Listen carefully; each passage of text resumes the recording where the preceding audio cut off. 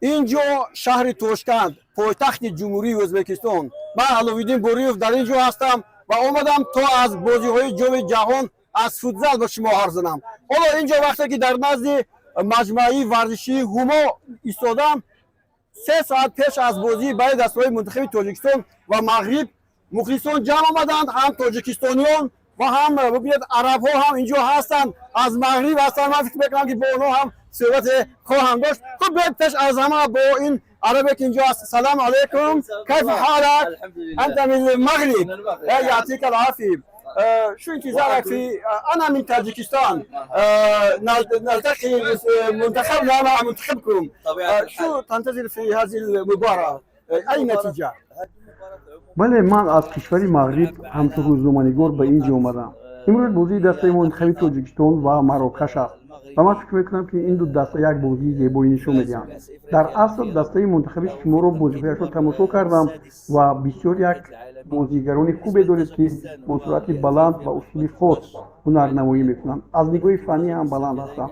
اما دسته مغرب این دسته هست که علاقه چمپیون افریقا است و ما به اینجا اومدیم که با عنوان چمپیونی به وطنمون برگردیم. تا کدام درجه این به ما موفق میشود نمیدونم، اما ما در بازی امروزه به پیروزی نایل میشویم.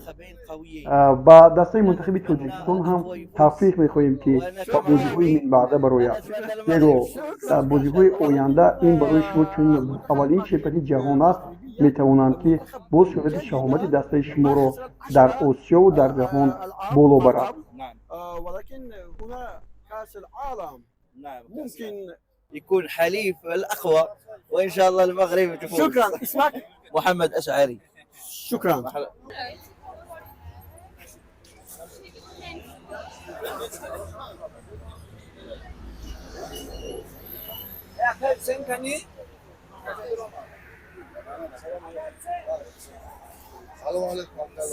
سلام. از تمام گوشه کنار جمهوری با توشکند اومدم با بازی جام جهان با اشتراک دسته منتخب تاجیکستان و دسته های دیگری قوی، مثلا مغرب، مثلا بگیم پرتغال، مثلا پاناما. خود رو معرفی کنید. مرحمت.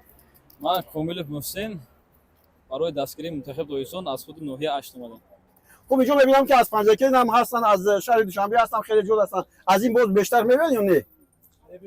ان شاء الله همین هما آرنده امروز مخلصان تاجیک پر میکنن. از نتیجه بازی چی رو انتظار هستید؟ او تخمین خود رو گفتم، ان شاء الله 3-1 تاجیکستان غلبه میکنه. خب شما چی میخندید؟ 3-1 شما از اینجا اومدید؟ شما هم از اشتیا هستید. خب یک لحظه دیگر اینجا بچه‌های دیگر هم هستن. یک لحظه من میخواستم درباره دسته تاجیکستان، شما بازی دسته منتخب تاجیکستان رو دیدید؟ بله البته. قدرتش تا کدام درجه میرسد؟ از گروه برده میتونیم؟ انشالله خدا خواهد اگر بازی خوب نشون دهیم. ما برای همین اومدیم که شاهدی از گروه برآمدن دسته تاجیکستان شویم. خب بازی منتخب تاجیکستان رو دیدید اخیر؟ بله البته. مثلا ببینید ما با اسپانیا بازی کردیم، نیدرلند رو مغلوب کردیم، اما نیدرلند اینجا با ازبکستان مساوی بازی کرد. برای چی این گونه فرقیت هستن؟ گپ سر این است که این جام جهان است. اون چیز بازی دوستانه بود، اون بازی قبلی همه رو باید فراموش کرد و با یک روحیه تازه و با یک ذوق کامل به میدان برآمد و ان شاء الله صاحب غلبه خواهیم شد. سلام باشید. خب شما از دوشنبه این سحر برآمدیم، البته اینجا اومدیم راه گپ زدیم. شما گفتید که تاجیکستان بردنش ممکن است. شما باوری کلی دارید که تاجیکستان مغرب میبرد؟ میدان علودین گپ سر یک چیز است. ما در یک گروه هستیم که واقعا همه چمپیون ها هستند و با قولی که دیگر ما راه نداریم. انا همین ما راه نداریم برای ما برتری میدهد، چون که آنها شاید اندیشه او را میکنند که آنها چمپیون ها هستند و میتونند که بر تاجیکستان مظفریت یابند، اما ما در حالی هستیم که ما باید تلاش کنیم و من فکر میکنم که انا همین جزئیات با ما برتری میدهد و ما البته بر مراکش مظفریت میابیم. این مجموعه ورزشی هوما است که بازی‌های جام جهان در اینجا می‌گذرد. مخلصان زیادی برای تماشای بازی بین دسته‌های منتخب تاجیکستان و مراکش به این ورزشگاه آمدند و اصلا دسته منتخب ما رو دیدند. خیر ویدیو رو هم ما دیدیم که بایان به این ورزشگاه آمده بود و ورزشگاه ما барои бадангард кардан бо дастаи Марокаш ба майдон омадам.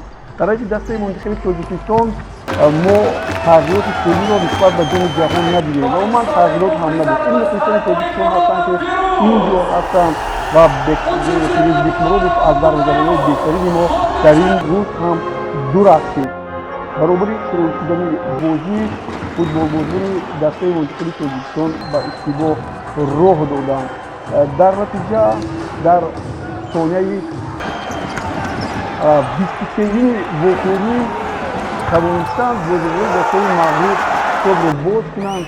ин ҳамон осамаи бо миздову буд ки ҳисобро ба тӯри дарвозаи дастаи мунтахаби Тоҷикистон равон кард. ин ро дигар маҳораташ хеле ҳам воло буд ва тавонист дар дақиқаи 28 ҳам боз як тӯри дигарро ба дарвозаи дастаи Бекмуродов равон кунад. футболбозони мо бозии зебо нишон доданд. фишору ончунон зиёд карданд ки ҳатто дарвозабони дастаи мунтахаби Марокаш наметавонист ки як лаҳза истироҳат кунад. ҳуҷумҳо болои ҳуҷум буданд ва агар инҷо агар аз рӯи омори бо тӯб будан ҳисобида шавад, пас қисмати зиёди бозӣ тақрибан 65% ба нафи футболбозони мо буд. ва дастаи мунтахаби Тоҷикистон муваффақ шуд ки дар дастаи 33-ум тавассути голи Самандар Низомов ҳисобро тағйир диҳад. боз ҳуҷумҳои пайдарпай буданд ва инҷо дар дастаи 36-ум Суфияне Таровуи ҳисобро тағйир дод 3-1 кард ва навбати пайдавии Сардори Фанраши ӯ ҳисобро тағйир дод. футболбозони мо иштибоҳҳояшон зиёдтар буд. қудраташон намерасид барои бозӣ. баъзан дар ҳолатҳо ба иштибоҳ роҳ медоданд ва аз ин хотир мо ҳам як маротиба бо шумораи кам дар майдон боқӣ мондем.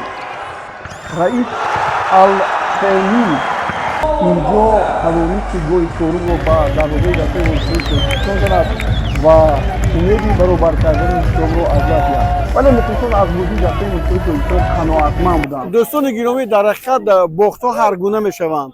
бохтҳои аламовар дар футболи мо хеле зиёд ҳастанд. барои чӣ зиёд ҳастанд? ба хотири он ки ба тамоми бартарӣ соҳибият ҳастем, соҳибем, вале гол зада наметавонем. барои чӣ гол зада наметавонем? ба он хотир ки дақиқ бозӣ намекунем.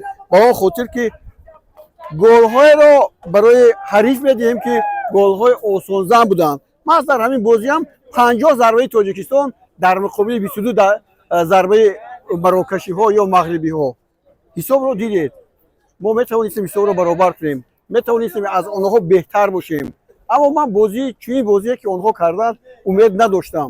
пеш аз он ки бо арабҳо суҳбат доштам, гуфтанд имсол Мағриб чемпиони ҷаҳон аз футзал хоҳад шуд.